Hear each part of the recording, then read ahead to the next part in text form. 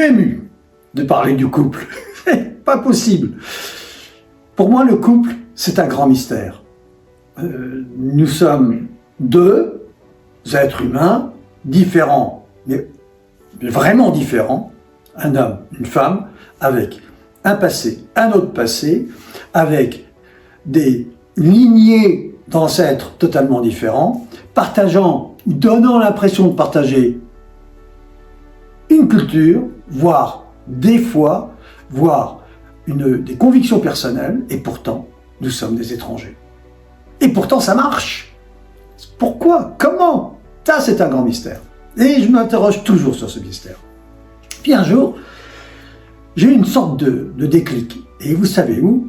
Dans une salle de concert. Oui, dans une salle de concert. Pourquoi?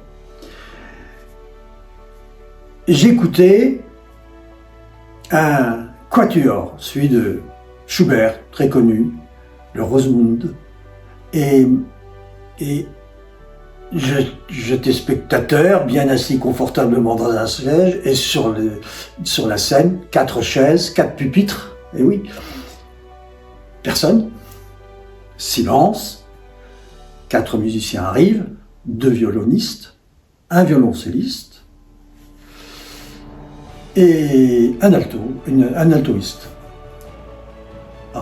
Ils s'installent, chacun s'accordant sur une note de référence qui est le La. Bien.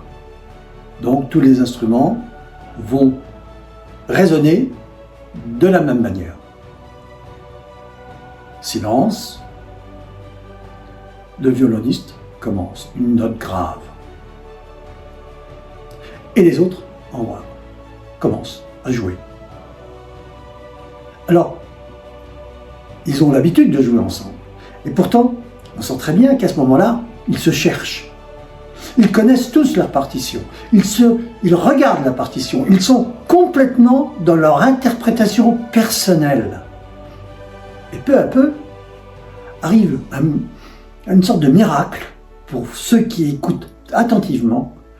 C'est que tous les jeux vont s'harmoniser. Et nous allons entendre une œuvre harmonieuse, harmonique, exprimant collectivement l'émotion de leur interprétation commune. Pourtant, ils ne se regardent pas. Pourtant, il n'y a pas de chef d'orchestre. Pourtant, personne n'impose sa vision des choses. Vous comprenez ce que je veux dire? Là, c'est un grand mystère. Que 4 individus pleinement engagés dans l'interprétation de leur œuvre, de leur partition, qui est différente de celle des autres, qui est quelquefois en contrepoint, et pourtant œuvrant à créer une musique commune. Eh bien, vous savez, un couple, c'est à peu près la même chose. Nous nous engageons l'un envers l'autre, nous nous tâtonnons tout le temps. Et je dirais que tant que nous avons l'humilité de nous tâtonner, de nous chercher, de reconnaître que l'autre est différent de soi,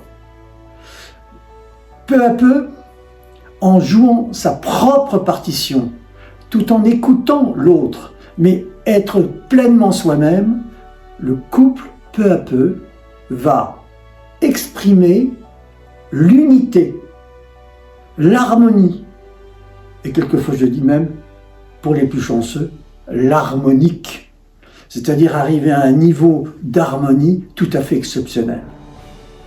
C'est ce que je souhaite à tout le monde.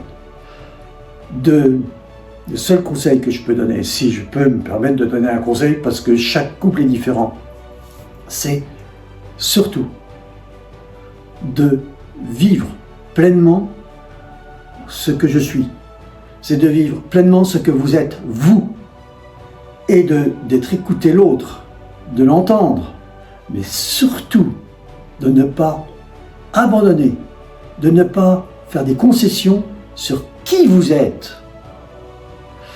Et en étant de plus en plus à l'expression de vous-même, vous allez permettre à l'autre, lui, d'exprimer lui-même ce qu'il est, et ces deux expressions de plus en plus profondes, et donc de plus en plus qui vont se comprendre et qui vont s'harmoniser, résonner ensemble, vont permettre de créer votre couple qui va être tout à fait exceptionnel.